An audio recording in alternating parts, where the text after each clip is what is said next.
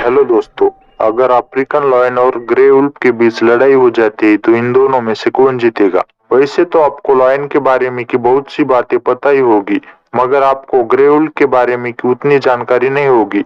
इसलिए हम इन दोनों की तुलना करने से पहले ग्रे वुल्फ के बारे में की थोड़ी जानकारी जान लेते हैं। सबसे पहले हम यह जान लेते हैं कि ग्रे वुल्फ ज्यादातर झुंड में रहते हैं और इनकी झुंड में संख्या 20 से लेकर 30 तक हो सकती है और इससे ज्यादा या कम भी हो सकती है। वही अफ्रीकन लॉयन भी झुंड में रहते हैं और इनके झुंड को प्राइड के नाम से भी जाना जाता है। वही ग्रे वुल्फ के झुंड को पैक कहा जाता है और यह ज्यादातर आपको यूरोप, एशिया, अलास्का और कनाडा में देखने को मिल जाएंगे। और यह रात्रचर जीव होते हैं, यानी कि यह ज्यादातर रात में ही शिकार करते हैं, मगर सर्दी के मौसम में इन्हें दिन के समय में भी शिकार करते हुए देखा गया है। इनके झुंड में बच्चे पैदा करने का अधिकार सिर्फ अल्फा नर वुल्फ को और मादाओं को ही होता है। बाकी झुंड के सदस्य सिर्फ बच्चों का पालन पोषण करते हैं।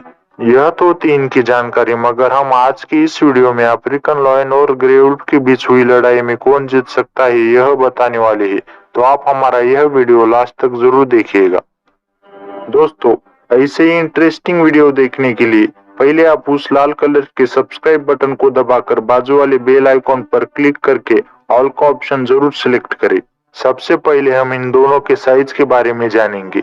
एक मेल अफ्रीकन लॉयन की लंबाई 2 मीटर से लेकर 2.7 मीटर तक हो सकती है।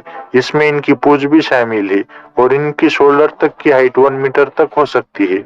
वही एक मेल ग्रे वुल्फ लंबाई में 1 मीटर से लेकर 1.8 मीटर तक हो सकते हैं और इनकी शोल्डर तक की हाइट 0.6 मीटर से लेकर 0.9 मीटर तक हो सकती है।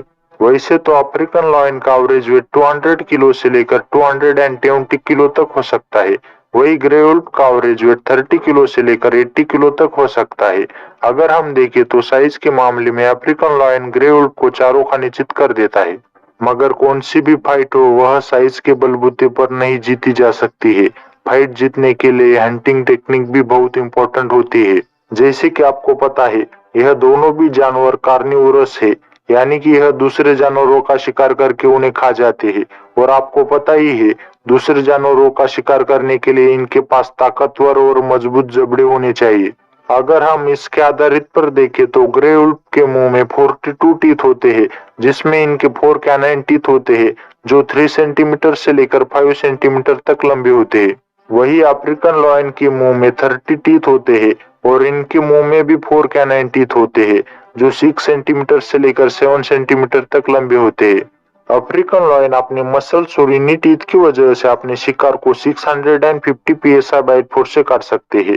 वही ग्रे वुल्फ अपने शिकार को 400 psi से लेकर 500 psi बाइट फोर्स से काट सकता है। जहां अफ्रीकन लॉयन ज्यादातर जंगली भैंसों, हिरन, जेब्राज, यहाँ तक छोटे हाथी का भी शिकार कर लेते हैं। वही ग्रे वुल्फ हिरन, पक्षी, यहाँ तक बाइसन का भी शिकार कर लेते हैं और यह अपने शिकार का पीछा करते वक्त 60 किलोमीटर प्रति घंटा की रफ्तार से भाग सकते हैं।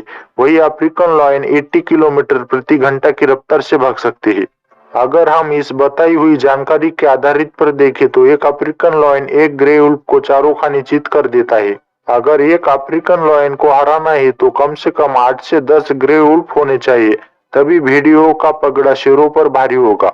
तो आपको क्या लगता है इस बारे में, कौन जीत सकता है यह फाइट? वह हमें कमेंट बॉक्स में बताइएगा। और साथ ही आपको ऐसे ही एनिमल्स कंपैरिजन वाली वीडियोस पसंद है तो हमारे चैनल को सब्सक्राइब कर सकते हो।